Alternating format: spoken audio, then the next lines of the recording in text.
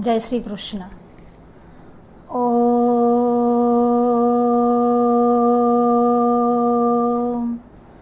नारायणं पद्मभवं वसिष्ठं शक्तिं च तत्पुत्रपराशरं च व्यासं शुकं गौडपदं महन्तं गोविन्दयोगीन्द्रमथस्य शिष्यं श्रीशङ्कराचार्यमथस्य पद्मपादं च हस्तामलकं च शिष्यं तं तोटकं वार्तिककारमन्यान् अस्मद्गुरुं सन्ततमानतोऽस्मि।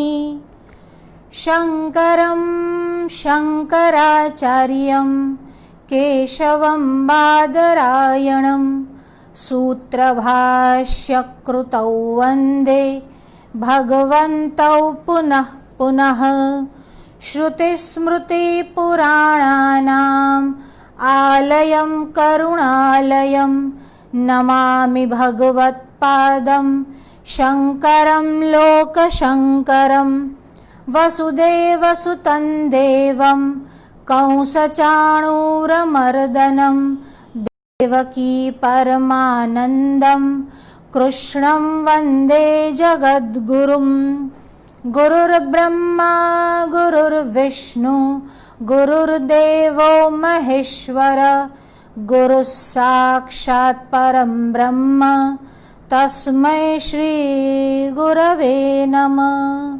नमोऽस्तु ते व्यासविशालबुद्धे फुल्लारविन्दायतपत्रनेत्र येन त्वया भारततैलपूर्ण प्रज्वालितो ज्ञानमयप्रदीप। अचतुर्वदनो ब्रह्मा द्विबाहुरपरो हरिः अभाललोचनः शम्भुर्भगवान् बादरायण। वंशी विभूषितकरान्नवनिरदाभाद् पीताम्बरादरुणबिम्बफलाधरोष्ठात् पूर्णेन्दुसुन्दरमुखादरविन्दनेत्रात् कृष्णात् परं किमपि तत्त्वमहं न जाने। भगवान श्री कृष्ण के चरणों में वंदन करते हैं। धर्म की अधर्म का प्राणियों में विश्व का गौ माता की गंगे मैया की भारत माता की भारत सनातन धर्म की भगवान शंकराचार्य की भगवान वेदव्यास की। नमः पार्वती पतये हर हर महादेव हर। कोरोना की महामारी के कारण आज जन्माष्टमी का त्यौहार भी हम ऑनलाइन ही मना रहे हैं। आप सभी को जन्माष्टमी की बहुत बहुत शुभकामनाएं। भगवान श्री कृष्ण का जन्म कब हुआ? देखिए, भगवान श्री कृष्ण स्वधाम गए तब कली का प्रवेश हुआ। भगवान श्री कृष्ण स्वधाम कब गए? ईसा से 3102 वर्ष पूर्व भगवान स्वधाम गए। ईसा की 2020वीं सदी चल रही है, यानी 3102 वर्ष में 2020 वर्ष आप जोड़ दो, आप ऐड कर दो तो 5122 वर्ष पहले भगवान श्री कृष्ण स्वधाम गए।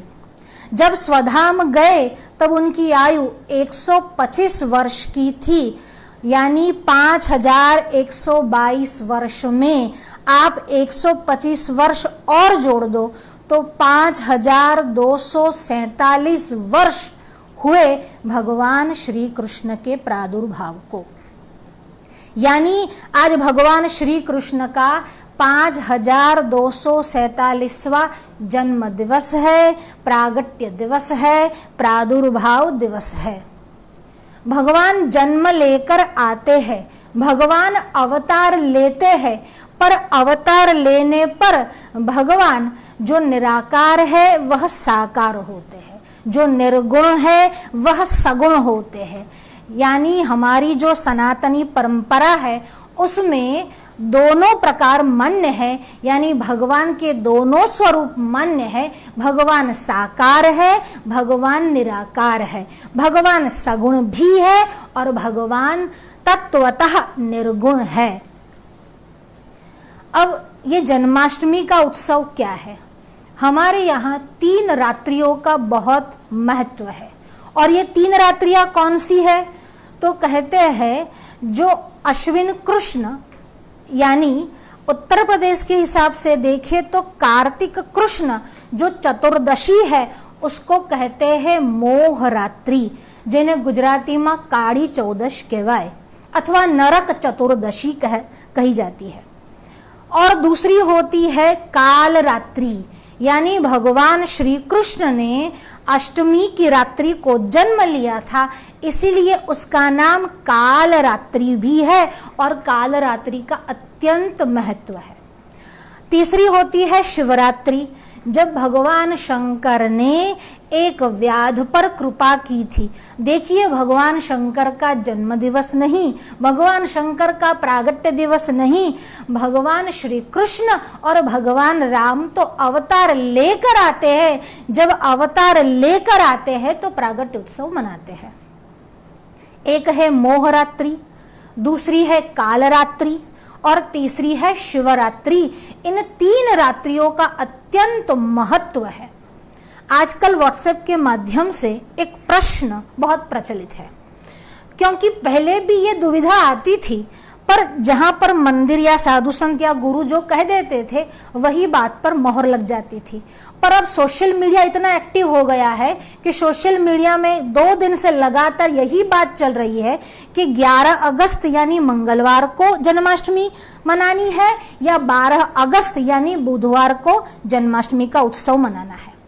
देखिए, जन्माष्टमी का उत्सव मनाना और एक और चीज है व्रत यानी उपवास कब करना है।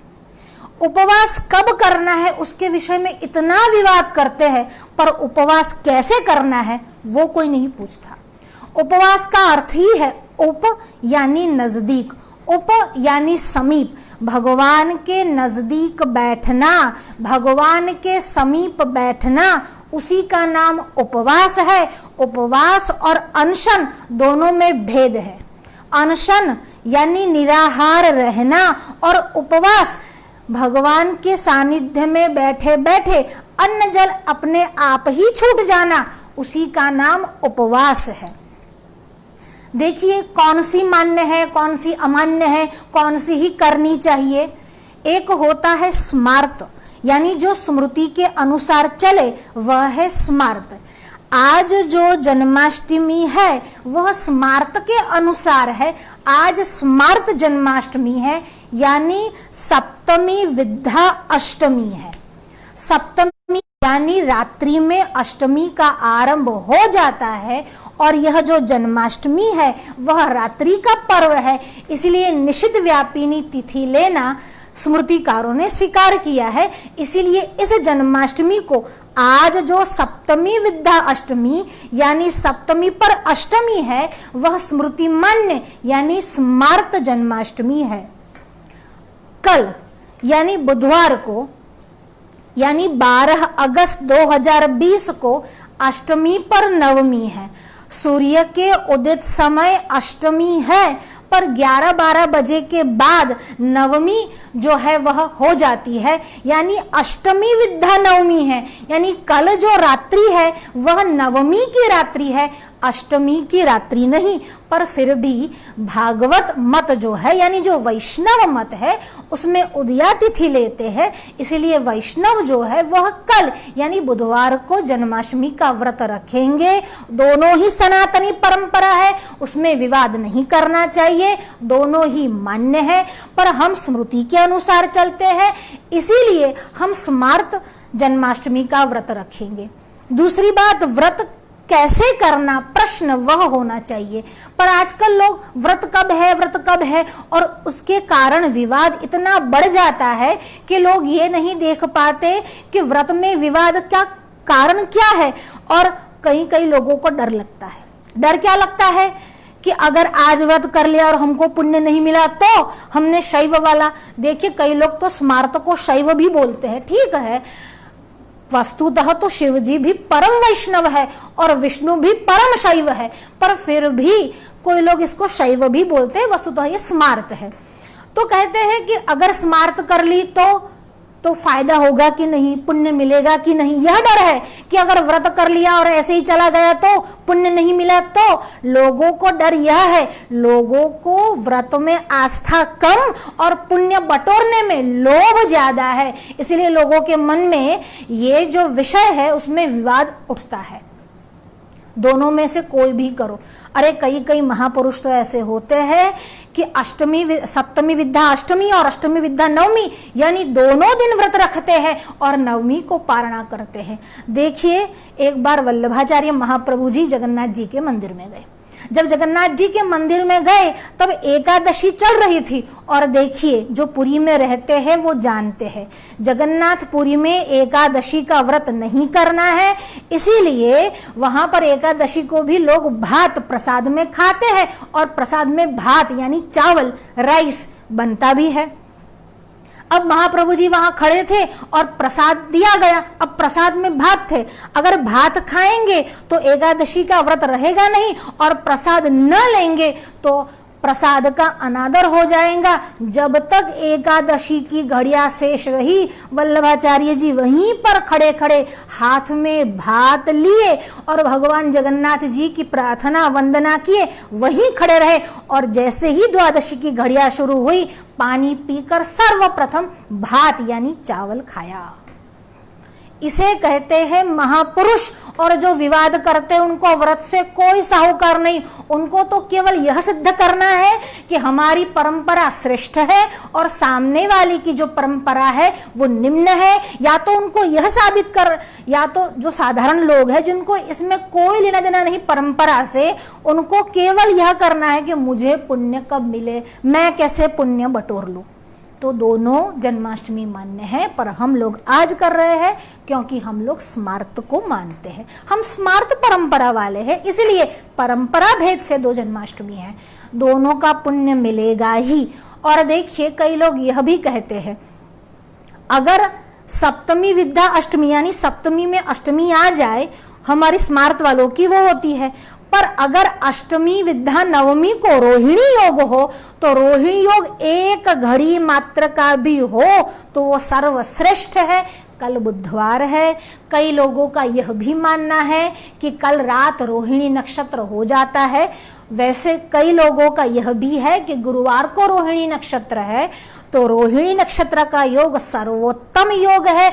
अगर अष्टमी या सप्तमी विद्या अष्टमी, अष्टमी विद्या नवमी, जिसमें भी एक क्षण मात्र भी रोहिणी का योग हो तो वो सर्वोत्कृष्ट है, क्योंकि भगवान श्री कृष्ण का जन्म, भगवान श्री कृष्ण का प्रागट्य रोहिणी नक्षत्र में हुआ था।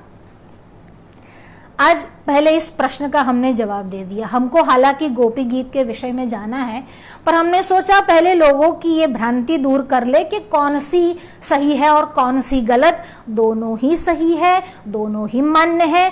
केवल भगवान का नाम स्मरण करते हुए, भगवान को याद करते हुए, भगवान के सन्निकट बैठकर जो भी व्रत करे उसकी सिद्धि होती है। भक्ति प्रधान है तप, भूखे रहने से फायदा नहीं होता, उसमें भक्ति की प्राधान्यता होनी चाहिए। मीनो स्नान रत अहि पवन भूख, मीन यानी जो मछली है वह स्नान रत सुबह से लेकर शाम तक, रात से लेकर सुबह तक पानी में ही रहती है, गंगा जल में रहती है, नर्मदा में रहती है, महिसागर में रहती है, गोदावरी में रहती है, ब्रह्मपुत्रा में रहती है।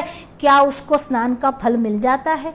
मीन स्नान रत अहि पवन भुक, अहि यानी सर्प, अहि यानी जो सर्प है वो क्या करता है? अहि पवन भुक, केवल पवन खाकर फल मिल जाएगा।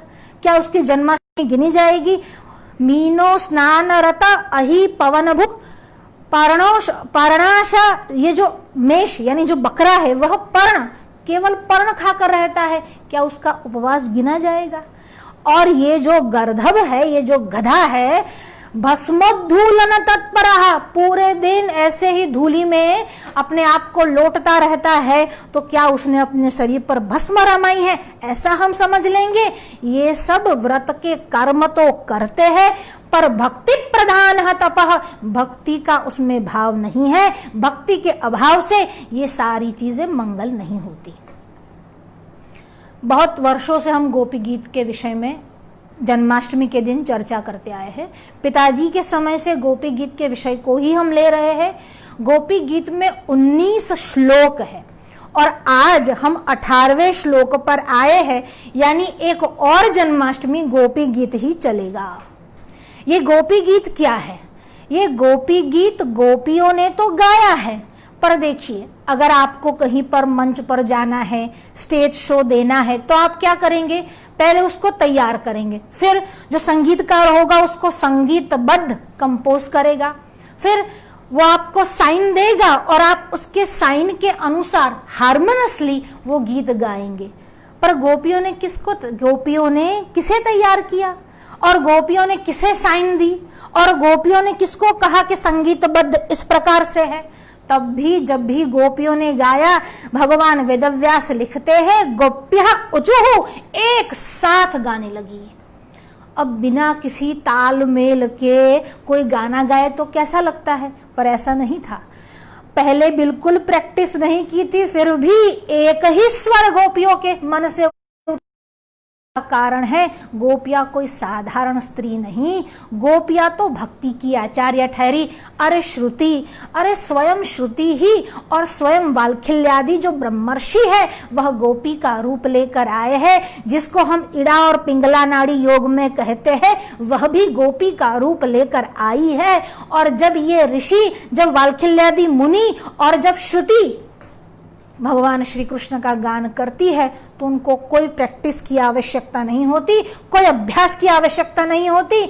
भगवान के प्रति जो प्रेम उमड़ रहा है वह एक साथ, एक जैसा और स्वरबद्ध उमड़ रहा है। यही गोपियों का आचार्यत्व है, यही गोपियों के भक्ति की महिमा है। हम लोगों ने पहले 70 श्लोकों पर विचार कर लिया है। आज 18वें श्लोक का विचार हम करेंगे। 18वां श्लोक बहुत सुंदर है। वैसे तो गोपी गीत के विषय में बात यह है कि मिश्री की डली है, जिस ओर से चाटो, जिस ओर से खाओ, मधुर ही लगता है। क्योंकि ये गोपियों ने जिसके लिए गाया है वह कैसे है? मथुराधिपते और मधुराधिपते रखिलम मधुरम।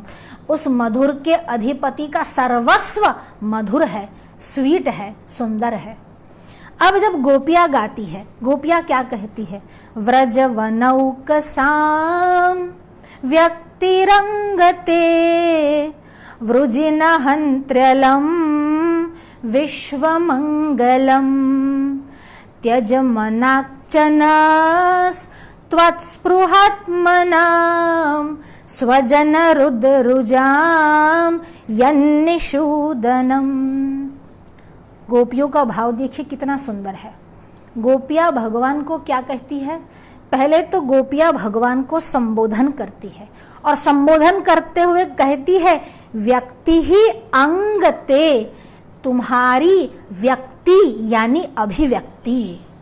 अंग यानी हे अंग। यहाँ पर भगवान के बहुत सारे नाम है। देखिए, विष्णु सहस्त्र नाम में भगवान के 1000 नामों का उल्लेख है। यहाँ पर उन सब में गोपियाँ किस नाम से भगवान को पुकारती है, किस नाम से भगवान को बुलाती है? तो कहते हैं, गोपियाँ कहती है, हे अंग। अब प्रश्न उठता है कि अंग इस नाम से क्यों कहा? जो अत्यंत निकट है, जो बहुत खास है, जो शरीर से भी कुछ ऊपर है, वही अंग है। अब अंग यानी देह, अंग यानी शरीर, या अंग यानी जिसको हम लिम्स, अवयव बोलते हैं वो। पर यहाँ अंग किसके विषय में आया है? तो उस पर टीकाकार बहुत सुंदर चर्चा करते हैं। कहते हैं ये अंग वो कोई सामान्य अंग नहीं जो हमारे बाह्य शरीर में दिखते हैं। ये अंग वह है जिसके बिना शरीर जो है वह जीवन जी ही नहीं सकता, शरीर जो है वह टिक ही नहीं सकता, देह जो है वह रह ही नहीं सकता, ये वह अंग है। इसलिए व्याख्याकारों ने और टीकाकारों ने अंग को प्राण के समान बताया है और प्राण ही कहा है। हे श्री कृष्ण, तुम और कोई नहीं, तुम हमारे प्राण स्वरूप हो, हे अंग। अब प्राण ही क्यों कहा? हमारे शरीर में तो बहुत सारी इंद्रियां हैं, हमारे शरीर में तो 5 ज्ञानेंद्रियां है, 5 कर्मेंद्रियां है और हमारा मन भी है। भगवान श्री कृष्ण को ना तो ज्ञानेंद्रिय कहा, ना कर्मेंद्रिय कहा और ना ही मन कहा और ना ही बुद्धि कहा। क्या कहा? प्राण कहा। तो कहा प्राण ही क्यों कहा? बहुत सुंदर एक बात, एक घटना उपनिषदों में आई है।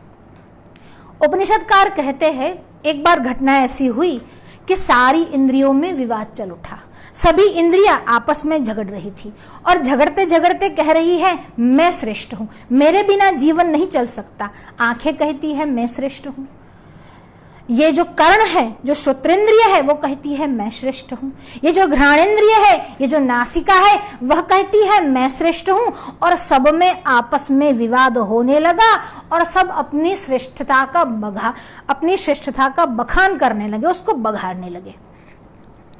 अब जब विवाद होने लगा और सबके सब ब्रह्मा जी के पास गए तो ब्रह्मा जी ने कहा आप एक काम करिए, आप सब आपस में निर्णय को रहने दीजिए, आप ये काम यह करिए कि एक एक वर्ष तक एक एक इंद्रिया शरीर को छोड़कर चली जाएगी। तो कहा बिल्कुल ठीक है, जिसके बिना शरीर मर गया समझ लो वही सर्वश्रेष्ठ है। तो कहा बिल्कुल ठीक है। अब चक्षु इंद्रिय जो थी, यानी जो आंखें थी, आंखें बाह्य आंखें नहीं, जो चक्षु इंद्रिय है, तो चक्षु इंद्रिय थी वो सबसे पहले गई। और जब सबसे पहले गई थोड़ी बहुत कठिनाई शरीर को, देह को हुई, पर थोड़े ही दिन बाद वो एक्वेंट हो गया, वो उस परिस्थिति से परिचित हो गया। 1 साल बाद घूम के आई और उसने पूछा कि मेरे बिना तुम्हारा काम हुआ कि नहीं? शरीर ने कहा आरंभिक अवस्था में थोड़ी बहुत तकलीफ हुई, फिर मैं उसका आदी हो गया। अब श्रोत्रेंद्रिय की बारी, वह गई। 1 साल बाद वह भी वापस लौटी। बारी बारी करके सबके सब गए और सबके सब वापस लौटे, पर सबके सब ने यही कहा कि हमारे बिना भी काम चल गया। अब आई प्राण की बारी। अब जब प्राण शरीर को छोड़कर जाने लगे तब शरीर जो था वो छटपटा रहा था। अब सोचा अगर ये शरीर के बाहर निकल गए तो शरीर जीवित नहीं रहेगा।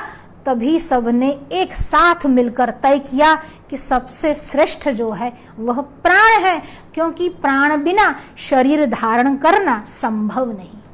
इसीलिए देखिए गोपियां न केवल बुद्धिमती है, विज्ञान को भी जानती है।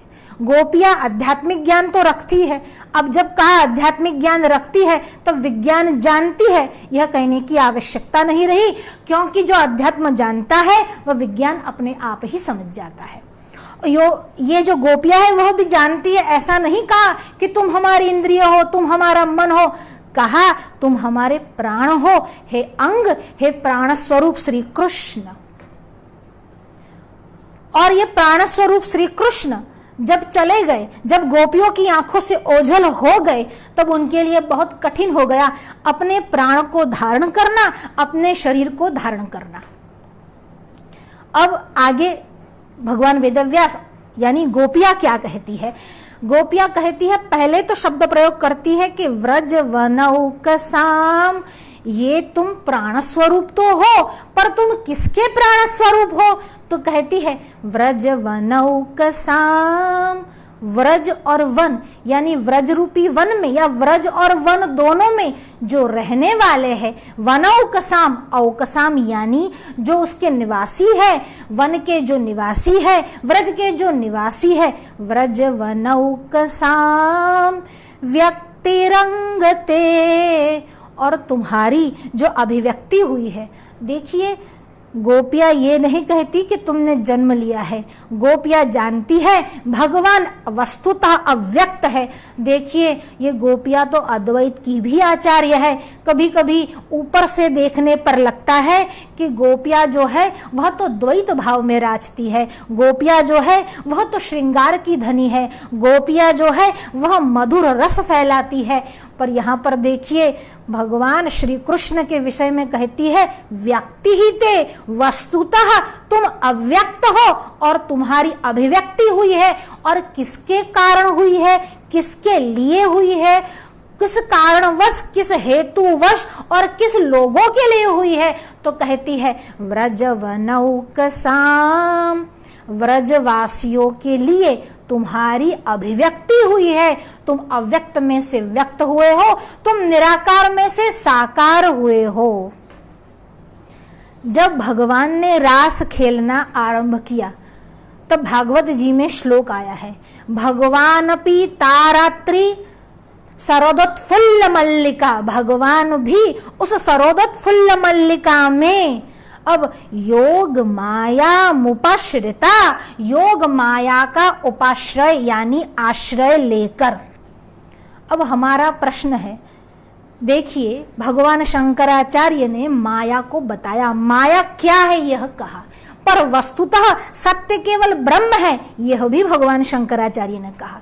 पर कुछ लोग सांप्रदायिक जड़तावश भगवान शंकराचार्य को मायावादी कहते हैं। वस्तुतः भगवान शंकराचार्य ब्रह्मवादी है पर उनको मायावादी कहते हैं। उन मायावादी कहने वालों से हमारा प्रश्न है, अगर ये मायावादी है तो भागवत के इस श्लोक में आए हुए योग माया मुपाश्रिता इसका अर्थ बता दीजिए। जो आद्य शंकराचार्य कहते हैं भगवान वेदव्यास ने वही कहा है। भगवान वेदव्यास कहते हैं योग माया का उपाश्रय करके। अब जब आद्य शंकराचार्य ने कहा कि ब्रह्म जो है वस्तुतः निर्गुण निराकार है, माया का आश्रय लेकर सगुण साकार बनता है, तो विरोध क्यों? तब उनको मायावादी क्यों कहा गया? अब आज हम इस विषय में नहीं जाएंगे। आज का विषय बहुत सुंदर है, बहुत सरस है, सुमधुर है। ये अद्वैत के विषय में, वेदांत के विषय में फिर कभी चर्चा कर लेंगे। हमारा तात्पर्य तो यह है कि भगवान माया का आश्रय लेकर सगुण साकार बनते हैं। जो भगवान आद्य शंकराचार्य ने कहा वह 100% सही कहा। अब यहाँ पर जो गोपियाँ कहती है वह भी यही कहती है, भगवान वस्तुतः तुम अव्यक्त हो पर तुम्हारी अभिव्यक्ति होती है। तो किसके लिए होती है? तो कहते हैं व्रजवनौकसाम, व्रजवासियों के लिए होती है। ये भगवान की जो लीला है उसमें 3 लीला प्रमुख है। एक जो है वह है भगवान की वात्सल्य लीला, यानी जो यशोदा मैया, जो नंद बाबा और जो ऋषियों को आदि को जो भगवान दिखाते हैं, उसमें जो बड़े लोगों को दिखाते हैं उसमें भगवान की वात्सल्य लीला है। क्योंकि देखिए यशोदा का अधिकार कैसा है, भगवान को लाठी दिखा भी सकती है और जब वह लाठी दिखाती है तो वह त्रिभुवन के स्वामी जिसको देखकर काल भी डर जाए वह भी यशोदा के सामने डर जाते हैं। तो यह है वात्सल्य लीला। दूसरी है भगवान की बाल लीला, जो व्रज सखाओं के साथ करते हैं उसको वन लीला भी कहा गया है। जो व्रज सखाओं के साथ करते हैं, जो सखा भाव से करते हैं, उसी का नाम है वन लीला। और जब भगवान ने वेणुगीत गाया तब भगवान ने वन में प्रवेश किया था। तीसरी है भगवान की कुंज निकुंज लीला, और ये किसके साथ है? तो कहते हैं ये गोपियों के साथ है। जब गोपी अपना सर्वस्व भगवान श्री कृष्ण पर न्योछावर कर देती है। देखिए हम जो साधारण लोग हैं, हम भगवान को कहते हैं हम तुम्हारे हैं, और गोपियों का सामर्थ्य कैसा है? भगवान को कहती है, आगे इस श्लोक में आया है, वह भगवान को कहती है कि तू मेरा है, मैं तुम्हारी हूं ऐसा नहीं, तू मेरा है, तू हमारा है। ऐसा सामर्थ्य गोपियों का है। और वही जो गोपियों के साथ भगवान की लीला है उसी का नाम कुंज निकुंज लीला है। आगे गोपी गीत कहता है, व्रजवनौकसां व्यक्तिरंगते वृजिनहन्त्र्यलं विश्वमंगलम। देखिए, ये तो कहा कि व्रजवासियों के लिए तुम्हारी अभिव्यक्ति हुई है, पर इतनी स्वार्थी भी नहीं गोपियां। आगे जो शब्द प्रयोग करती है वो कहती है विश्व मंगलम। हालांकि तुमने हम पर कुछ ज्यादा अनुग्रह किया, पर तुम्हारा ये जो अभिव्यक्ति है, तुम्हारा ये जो प्रादुर्भाव या अवतार है, वह केवल व्रजवासियों के लिए ऐसा है, ऐसा ही नहीं। गोपियां ये नहीं कहती कि मेरे ही है, मेरे भी है, ऐसा कहती है। इसीलिए આ મારા જ છે શ્રીજી બાવા એટલે અમારા જ પકડી પકડીને રાખવાનું, એવું ગોપીઓ કહેતી નથી। એટલા मतलब यही है कि यहाँ पर कहा कि विश्व मंगलम वृजिना अंत्रलम। व्रजवासियों की जो आपत्ति थी, जो आपत्तियां, जो विपदाएं, जो मुसीबतें आई, उनको हंत्रलम, उनका नाश करने के लिए तुम्हारा जन्म हुआ है, पर केवल उसी के लिए हुआ है ऐसा नहीं। विश्व मंगलम, विश्व के मंगल के लिए आपका प्रागट्य हुआ है। पर फिर भी जो गोपियां थोड़ा ज्यादा अनुग्रह समझती है, उसमें कारण यह बताती है। गोपियां कहती है, कई लोग ऐसा कहते हैं कि देखो हम साधारण भक्त है, साधारण व्यक्ति है, हमारी भगवद गीता समझने की स्थिति नहीं। भगवद गीता समझने के लिए ज्ञान में अधिकार चाहिए, ज्ञान में अधिकार मुख्य है, तो हमारा उसमें अधिकार नहीं। हमको तो भगवान की बाल लीला में आनंद आता है। कई लोग ज्ञानी हैं, वो लोग कहते हैं कि बाल लीला ठीक है, हमको तो भगवद गीता के उच्च तत्व ज्ञान में ही आनंद आता है। गोपियां क्या कहती है? गोपियों की बात इन दोनों से निराली है। गोपियां कहती है हम तो साधारण स्त्रियां हैं, हम तो वन में, हम तो व्रज में रहती है, अगर तू हमको नहीं सिखाएगा तो हमको कौन सिखाएगा? तेरा अवतार व्रज में इसीलिए तो हुआ है कि तू हमको उपदेश दे सके, पर उपदेश देने की बजाय, हमको ज्ञान देने की बजाय तू छिप गया है। अब तू छिप गया है तो ज्ञान कैसे प्राप्त होगा? गोपियों की बात निराली है। गोपियां भगवान से प्रार्थना करती है कि तेरा प्रागट्य हो, तू हमारे सामने आए। व्रज की कीर्ति तो तूने बढ़ाई है, पर आज जो हमारे मन में विरह वेदना व्याप्त हो गई है, उसका भी शमन कर। भले ही तेरा अवतार विश्व मंगल के लिए हुआ है, पर हम पर तू थोड़ी ज्यादा अनुग्रह कर, क्योंकि हम तो बेचारे अज्ञानी हैं। जो पागल, जो छोटा, जो अबूध बालक होता है, माँ पर उसका विशेष प्रेम होता है। और यह कहकर गोपियां कहती है हम तो अबूध है। वस्तुतः गोपियां अबूध नहीं, गोपियों को अबूध समझने वाले अबूध है। क्योंकि गोपियां क्या कहती है? व्यक्ति रंगते, तुम हमारे प्राण स्वरूप हो, क्योंकि तेरी अभिव्यक्ति ही इसलिए हुई है। अब आगे का जो चरण है उसमें कहती है त्यज मनाक्चनस त्वत्स्पृहात्मनाम। त्यज मनाक्, त्यज छोड़ दे, मना जो अपने मन की छिछोरापन है, जो अपने मन का संकुच, अपने मन की जो संकुचितता है, तेरे मन में जो हमारे लिए परायापन कहीं रह गया है, कहीं आ गया है, त्यज, उसको छोड़ दे। यह सामर्थ्य गोपियों का है। यशोदा लाठी लेकर डरा सकती है और गोपियां भगवान को आज्ञा दे सकती है और कह सकती है छोड़ दे इस मनाक को, इस संकुचितता को छोड़ दे कि हम तुम्हारी नहीं है, हम तेरी ही है। फिर संकोच काहे का? इस संकोच को छोड़, इस मन की संकुचितता को छोड़ और क्या कर? हमको दर्शन दे, हमारे सामने आए। भले तुझे ज्ञानी लोग दृष्टा कहे, पर हमारी बात तो यह है। देखिए गोपियां जो कहती है, कोई भक्त नहीं कह सकता। गोपियां कहती है भले तू दृष्टा है, पर हमारे लिए तू दृश्य बन जा, तभी हम तुम्हारे दर्शन कर पाएंगे।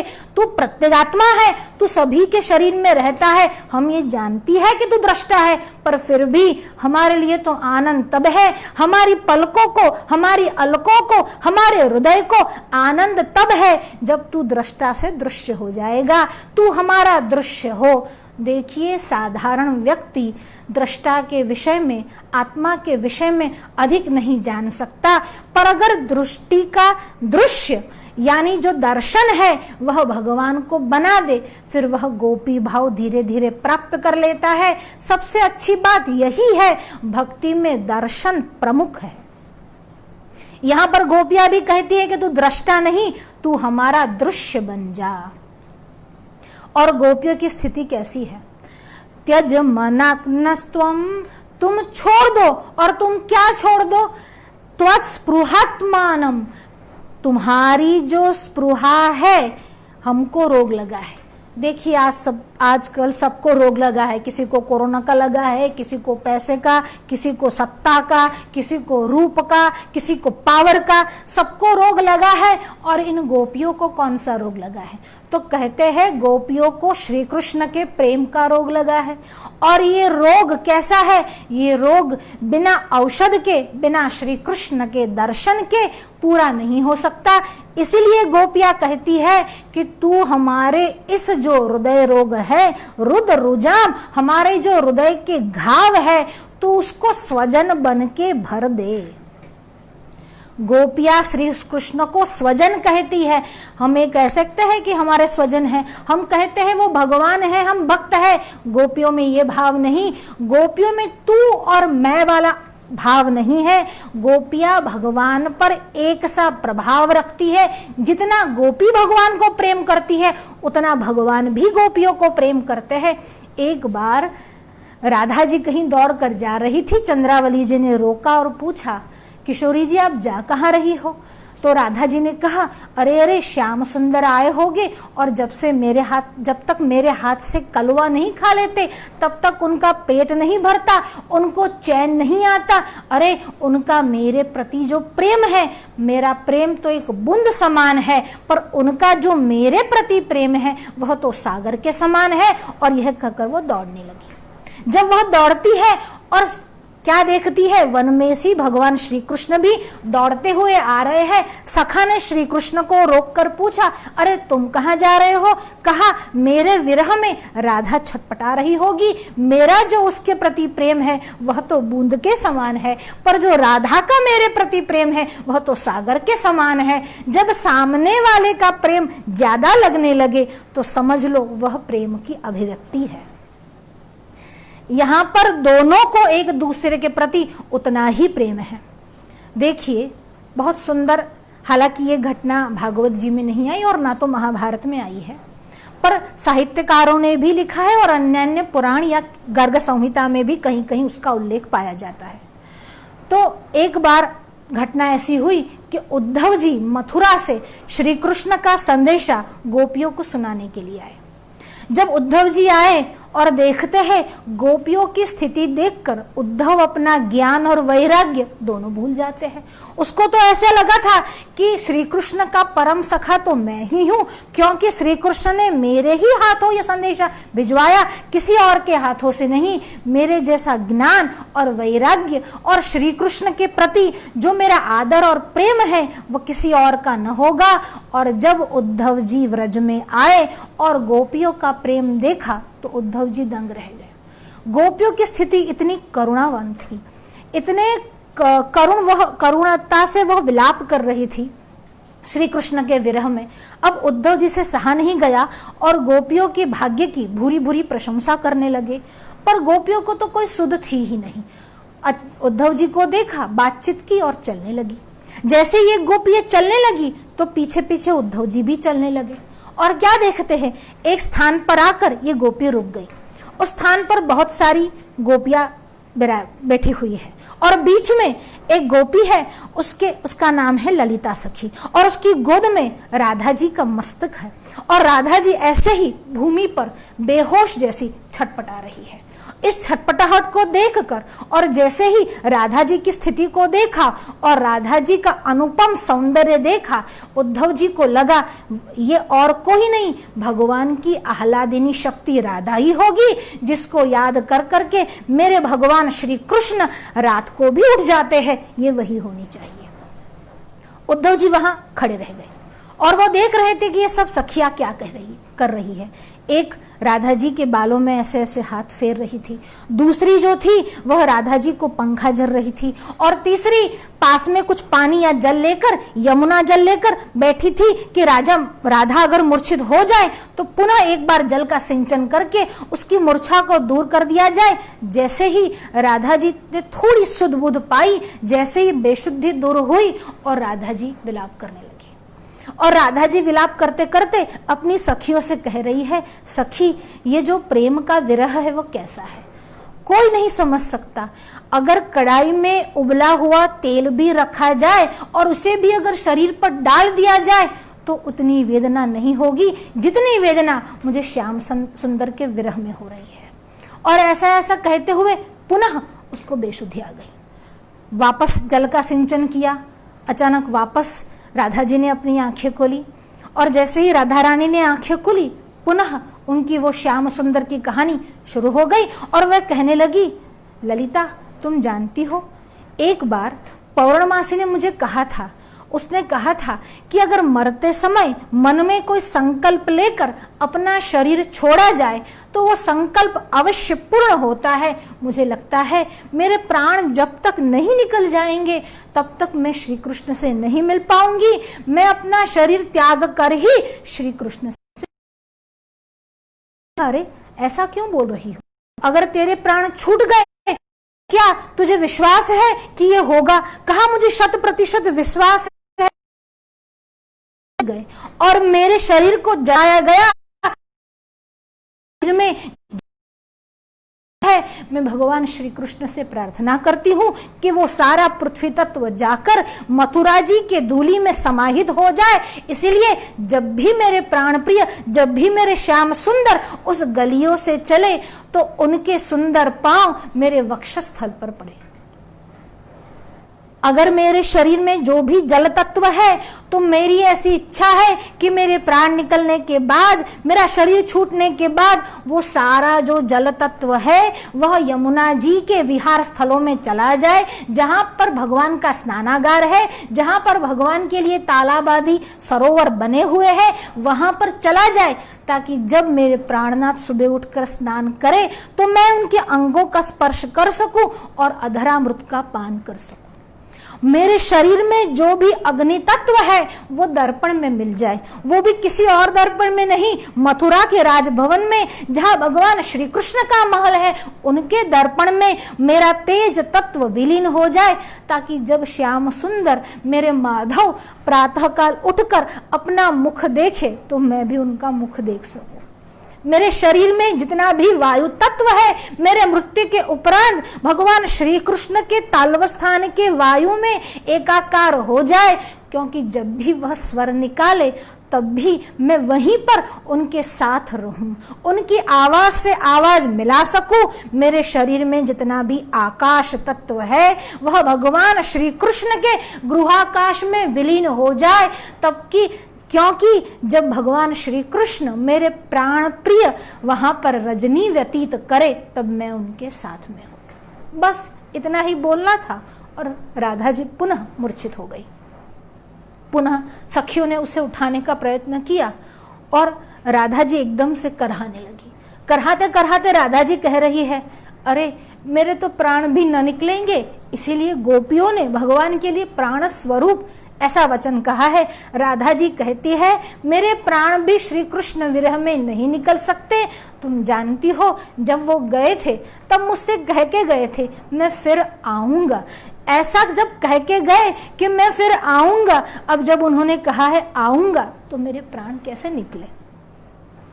अचानक उनकी दृष्टि आसमान की ओर गई। आसमान में कौआ मथुरा की दिशा की ओर उड़ रहा था। उस कौवे को देखकर राधा जी ने कहा, देखिए एक कौवे को भी राधा जी कितने मान से बुला रही है।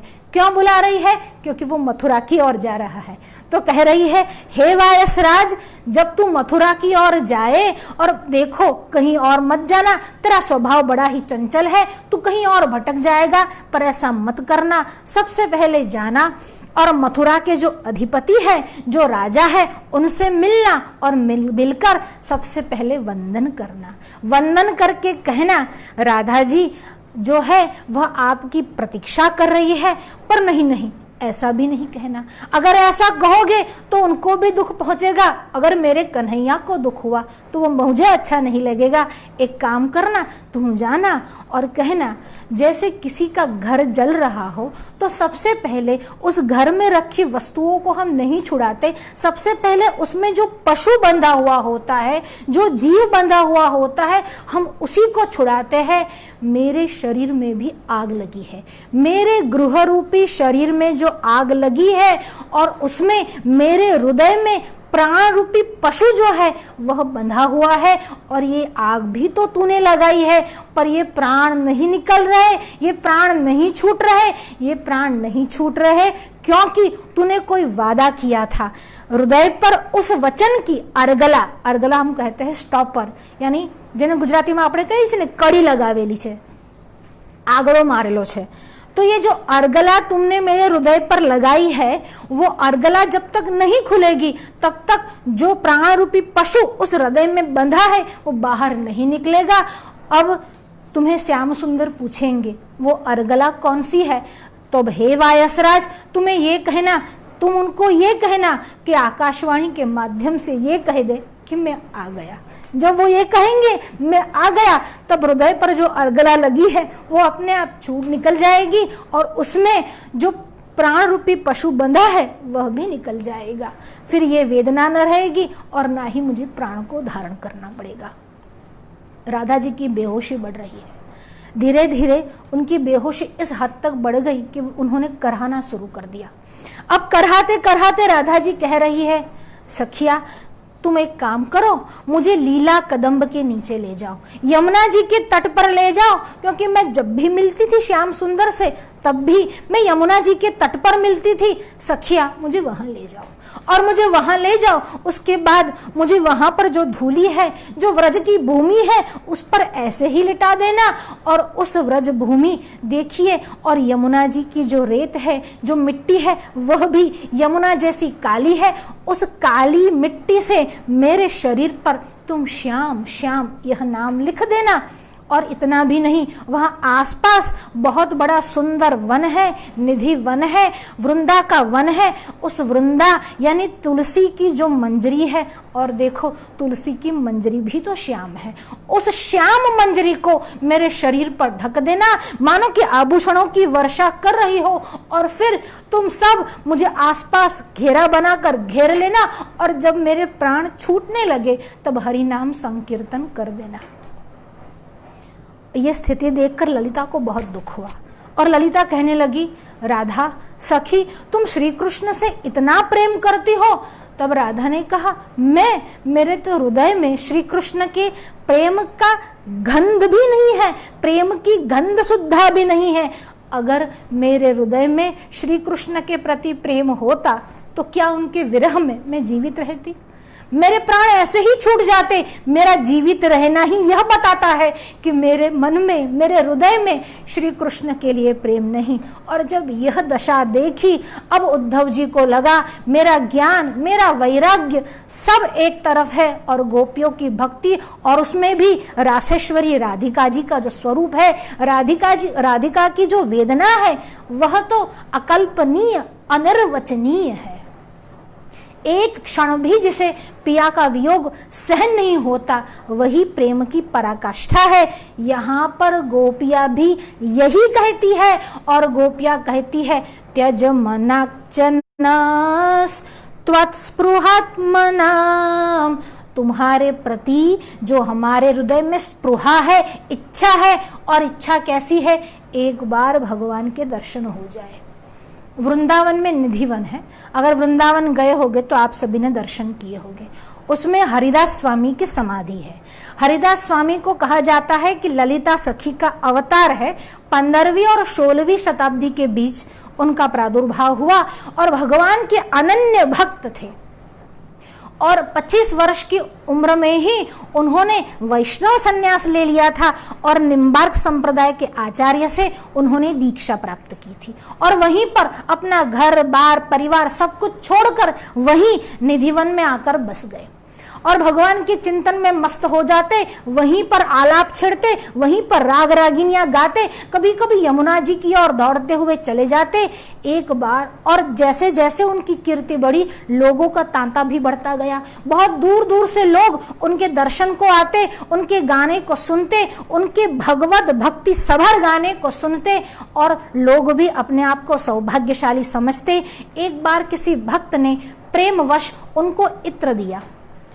अब देखिए, वो तो एकदम निर्मोही थे, वो तो किसी वस्तु को अपने पास रखते ही नहीं थे, पर उन्होंने जब इत्र दिया और इत्र हाथ में लेते ही मानो कि उनको भाव समाधि हुई और यमुना जी के तट पर पुलीन पर वह दौड़ने लगे। जब यमुना जी की रेत में वो दौड़ रहे थे, अचानक एक स्थान पर आकर खड़े रह गए, वहीं पर बैठ गए। आंखों से अश्रु की धारा बहने लगी और उन्होंने क्या देखा, भगवान श्री कृष्ण अपनी रासेश्वरी राधा जी के साथ विहार कर रहे हैं और भगवान होली खेल रहे हैं। भगवान होली के रंगों को राधा जी के ऊपर डाल रहे हैं, राधा जी भी भगवान के साथ होली खेल रही है। और जैसे ही होली खेलने का प्रयास आयास मन में हुआ, हाथ में जो पूरी इत्र की बोतल शीशी थी उसको वहीं पर यमुना के रेत में उलेट दिया। अब भक्त को थोड़ा दुख हुआ, इतना कीमती बहुत ताजा अत्तर वो इत्र लेकर वो आया था और उसे वहीं ऐसे ही यमुना की रेत पर ऐसे ही बर्बाद कर दिया। उसके मन में थोड़ा दुख हुआ, पर उसने सोचा कोई बात नहीं, जैसे मेरे गुरु की इच्छा। पर मन में थोड़ा दुख हुआ और जैसे ही हरिदास स्वामी की समाधि टूटी और उन्होंने देखा भक्त के मन में थोड़ा सा दुख है, और उन्होंने संकेत किया, दूसरे अपने भक्त को कहा इसको ले जाओ और बिहारी जी के दर्शन कराओ, तब उसके मन में शांति होगी। भक्त ले गया और बिहारी जी के दर्शन को गया तो बिहारी जी के पिताम्बर वही इत्र था और वही इत्र की सुगंध आ रही थी। और जब वह सुगंध देखी, जब वो इत्र देखा, तब उस भक्त को जो संतोष हुआ कि मैंने सोचा था कि मेरा इत्र यमुना के रेत में चला गया, पर मैं तो सौभाग्यशाली हूँ, मेरा इत्र भगवान के पीताम्बर पर लगा हुआ है, बिहारी जी के पीताम्बर पर लगा हुआ है। यही हरिदास स्वामी थे। और हरिदास स्वामी किसके लिए गाते थे? भगवान श्री कृष्ण के लिए गाते थे। जब उनकी कीर्ति धीरे धीरे बढ़ने लगी, और भगवान क्या नहीं है, भगवान संगीत के भी सम्राट है, भगवान प्रेम के भी ईश्वर है, भगवान नीति के कुशल नहीं, नीति को देने वाले हैं, भगवान अध्यात्म है, भगवान दर्शन शास्त्र के आचार्य है, भगवान सब कुछ है। कृष्णस्तु भगवान स्वयं, श्री कृष्ण में ऐसा है ही नहीं जो श्री कृष्ण में नहीं है, और श्री कृष्ण का सब ही मधुर है। हरिदास स्वामी की कीर्ति धीरे धीरे अकबर तक पहुंची। अब अकबर के मन में विचार आया, मुझे भी हरिदास स्वामी को देखना है। उसने तानसेन से पूछा, हरिदास स्वामी कैसा गाते हैं? ये लोग कहते हैं कि बहुत सुंदर गाते हैं। तानसेन ने कहा, अगर आपने मेरा गाना सुना है तो समझ लो उनके गाने के सामने मैं तो बड़ा भद्दा गाता हूँ। उनके गाने के सामने जैसे सूर्य नारायण के सामने दीपक रखा हो, ऐसी मेरी स्थिति है। जब तानसेन ने ये कह दिया, तब अकबर के मन में बड़ी जिज्ञासा हुई कि हरिदास स्वामी का गाना सुने। अकबर ने संदेशा भेजना चाहा कि जाओ और उनको यहाँ पर लेकर आओ, हम उनको दरबार में बिठाएंगे, उनका बहुत मान करेंगे और उनके मुख से गाना सुनेंगे। तानसेन ने रोक लिया। तानसेन ने कहा, नहीं, वो यहाँ पर नहीं आएंगे, वो निधिवन को छोड़कर कहीं जाते ही नहीं। अगर आपको इच्छा है तो आप मेरे साथ चलिए, और हाँ, ये बादशाही पोशाक उतार कर चलिए, वहां पर आपकी बादशाही चलेगी नहीं। मुझे तो अनुमति है, बादशाह को देखेंगे तो अनुमति भी नहीं देंगे। अकबर ने दूसरा पोशाक पहना, तानसेन के साथ गए और वहां जाकर तानसेन ने प्रणाम किया। तानसेन को मिलकर हरिदास स्वामी को बहुत आनंद हुआ। हरिदास स्वामी का बहुत चहीता शिष्य था। हरिदास स्वामी को आनंद हुआ और दोनों गुरु शिष्य में आपस में बात होने लगी। दो संगीतकार एकत्रित हो गए। तानसेन ने राग रागिणियां छेड़ी। तानसेन ने जानबूझकर, कई लोग कहते हैं जानबूझकर, कई लोग कहते हैं कि हरिदास स्वामी के सामने गाना कोई आसान बात तो थी नहीं, तो तानसेन से चूक हो गई। राग में जब चूक हुई तो हरिदास स्वामी ने रोका, धीरे से टोका, समझाया और कहा, इस राग को इस भांति नहीं, इस तरह से गाते हैं और गाना गाकर सुनाया। जब गाना गाकर सुनाया, अकबर ने वह गाना सुना और उसने सोचा, उसने समझा आज तक तो मैंने कुछ सुना ही नहीं, आज पहली बार सुना है। और तानसेन के सामने देखकर कहने लगे, तुम बिल्कुल सही कहते थे, इनके जैसा कोई गा नहीं सकता। तानसेन ने कहा, मैं बादशाह के लिए गाता हूँ, मैं सम्राट के लिए गाता हूँ, ये सम्राट के सम्राट भगवान श्री कृष्ण के लिए गाता है, और जो श्री कृष्ण के लिए गाता है वो ही सही में गाता है। भगवान श्री कृष्ण जिसके स्वजन है, ऐसे हरिदास स्वामी है, ऐसे ललिता सखी है, ऐसी गोपिया है और ऐसी राधा जी है। इसीलिए कहती है, त्यज मनाक्चनस त्वात् स्पृहात्मनाम, त्वत् स्पृहात्मनाम। हमारी आत्मा को कौन सी स्पृहा है, कौन सी इच्छा है? कोई साधारण इच्छा तो गोपियां करती ही नहीं। अरे गोपियों का दर्शन भी कर ले तो कामनाएं नष्ट हो जाती है, कोई साधारण इच्छा ये गोपियां करती नहीं। ये तो सब कुछ छोड़ के आई है। पति सुतन्वयम भ्रातृबांधवान, सभी को छोड़कर रात्रि के समय भगवान श्री कृष्ण के पास आई है। अपना सर्वस्व वह तर्पण का भाव है। और गोपी की इच्छा क्या है, गोपियों की स्पृहा क्या है? तो कहते हैं गोपियों की 4 स्पृहा है। सबसे पहली स्पृहा ये, कर सरोरुहम शिरसि देहिनम। भगवान कृष्ण तुम आओ, जो सुंदर हस्त कमल है वो हमारे सर पर। दूसरी जो गोपियों का है वह ऐसी है, जलरुह चारु दर्शय। तुम्हारा जो सुंदर चारु और कैसा मुख है, कमल के समान। जल, जो जल पंख में कमल उगता है ऐसा सुंदर। जलरुहाननम, हमको दर्शन कराओ। जलरुहाननम चारु दर्शय। तीसरी गोपियों की इच्छा है कि चरण पंकजम, तुम्हारा जो चरण पंकज है वह अपने वक्षस्थल पर हम धारण करें, ऐसी गोपियों की तीसरी इच्छा है। और जो चौथी इच्छा है वह कहती है, वितर वीरनः ते धरामृतम। वितर यानी बांटो, वीर, हे वीर। भगवान श्री कृष्ण को उस श्लोक में वीर कहकर उन्होंने संबोधन किया है और कहती है, हे वीर, वितर यानी बांटो। क्या बांटो? ते धरामृतम, तुम्हारा अधरामृतम यानी तुम्हारे जो अधर है उसका अमृत हमको दो। टीकाकारों ने कहा है ये कोई सामान्य अधर का अमृत की बात नहीं है। अधरामृतम, जो धरा का नहीं है, जो इस पृथ्वी का नहीं है, जो दिव्य है, जो केवल भगवान श्री कृष्ण का है, ऐसा अमृत जो है वह हमको प्रदान करो। क्यों? इतर राग विस्मरणम, वही एक अमृत है जो सारे दूसरे रागों को, सारी दूसरी स्पृहाओं को दूर कर देगा। हमको ये केवल ये 4 इच्छाएं हैं और हमारी ये 4 इच्छाएं पूरी करो। क्यों करो? स्वजन रुद्रुजाम यन्निषूदनम।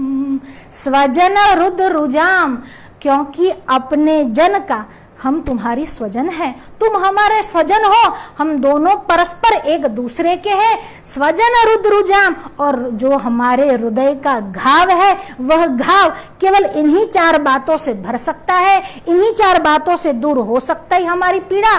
क्योंकि यन निषूदनम, तू ही वो स्वजन है, तू ही वो श्री कृष्ण, तू ही वो औषध है कि जो निषूदनम हमारे हृदय के घाव को नष्ट कर सकती है, हमारे हृदय के घाव को भर सकती है। हे भगवान हमें दर्शन दो। हे प्राण स्वरूप श्री कृष्ण, तुम्हारा जो प्रादुर्भाव हुआ है व्रजवासियों को आनंद देने के लिए हुआ है, व्रजवासियों के उद्धार के लिए हुआ है, न केवल व्रजवासियों के उद्धार के लिए, विश्व के मंगल के लिए हुआ है। और तुम अपने मन की इस संकुचितता को छोड़ दो, इस परायापन को छोड़ दो, हमारे बन जाओ। क्योंकि हमारे हृदय में जो घाव है वह तुम्हारे दर्शन से, तुम्हारे स्नेह से, तुम्हारे आलिंगन से, तुम्हारे प्रति अनुराग से ही दूर होगा। ये अनुराग कैसा है? तो किसी जिज्ञासु ने पूछा संत से कि ये अनुराग कैसा है, ये प्रेम कैसे होता है परमात्मा के प्रति? तो संत ने कहा, जैसा प्रेम तुम अपने वैसा ही प्रेम परमात्मा से करो। तो कहा ऐसा प्रेम तो कैसे हो सकता है, क्योंकि आत्मा तो प्रत्यक्ष नहीं, उसकी प्रेम होगा वह भी तो प्रत्यक्ष नहीं होगा, मैं कैसे ऐसा